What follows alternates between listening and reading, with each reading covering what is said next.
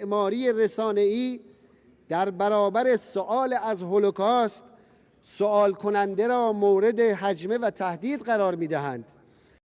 একসময় যিনি ছিলেন ইসরায়েল ও যুক্তরাষ্ট্র বিরোধী বক্তব্যের জন্য সবচেয়ে পরিচিত, আজ তাকে নিয়েই উঠেছে বিস্ফোরক অভিযোগ। দাবি করা হচ্ছে ইরানের সাবেক প্রেসিডেন্ট মাহমুদ আহমাদিনেজাদ নাকি গোপনে ইসরায়েলি গোয়েন্দা সংস্থা মোসাদের সঙ্গে যোগাযোগ রেখেছিল। শুধু তাই নয়, ইসলামী প্রজাতন্ত্রের ক্ষমতা কাঠামো পরিবর্তনের একটি পরিকল্পনাতেও তার নাম জড়িয়ে আছে বলে বিভিন্ন প্রতিবেদনে দাবি করা হয়েছে। প্রশ্ন উঠেছে, এটি কি সত্যিই মধ্যপ্রাচ্যের সবচেয়ে বড় রাজনৈতিক বিশ্বাসঘাতকতার ঘটনা, নাকি ইরানের বিরুদ্ধে নতুন ধরনের তথ্যযুদ্ধ?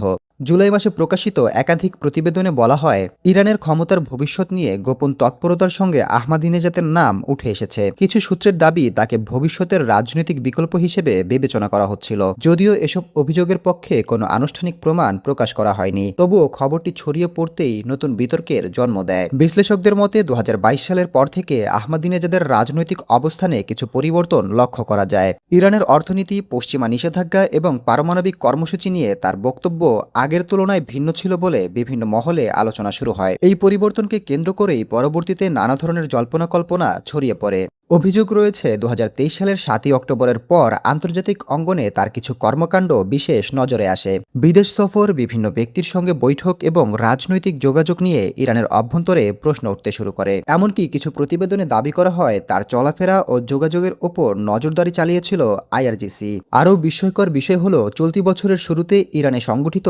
মার্কিন ইসরায়েলি হামলার পর দীর্ঘ সময় তাকে জনসম্মুখে দেখা যায়নি। তখন গুজব ছড়িয়ে পড়ে তিনি হয়তো নিহত হয়েছেন। পরে সেই দাবি ভুল প্রমাণিত হয় এবং বিভিন্ন সূত্রে জানা যায় তিনি নিরাপত্তা ব্যবস্থার মধ্যেই অবস্থান করছিলেন। এদিকে ঘটনাটিকে ভিন্নভাবে দেখছেন অনেক রাজনৈতিক বিশ্লেষক। তাদের মতে ইরানের অভ্যন্তরে সন্দেহ ও বিভাজন তৈরি করার উদ্দেশ্যে পরিকল্পিতভাবে এমন তথ্য সামনে আনা হতে পারে। কারণ সরাসরি সামরিক সংঘাতের পাশাপাশি বর্তমানে মনস্তাত্ত্বিক ও তথ্যযুদ্ধ মধ্যপ্রাচ্যের রাজনীতির গুরুত্বপূর্ণ অংশ হয়ে উঠেছে।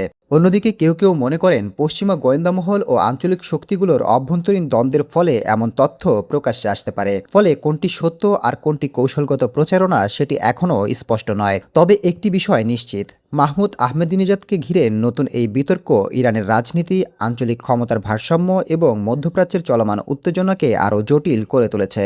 আর সে কারণেই আজকের সবচেয়ে বড় প্রশ্ন, আহমেদিনেজাদ কি সত্যিই মোসাদের গোপন সহযোগী, নাকি তিনি নিজেই একটি বৃহৎ ভূরাজনৈতিক তথ্যযুদ্ধের কেন্দ্রবিন্দুতে পরিণত হয়েছেন?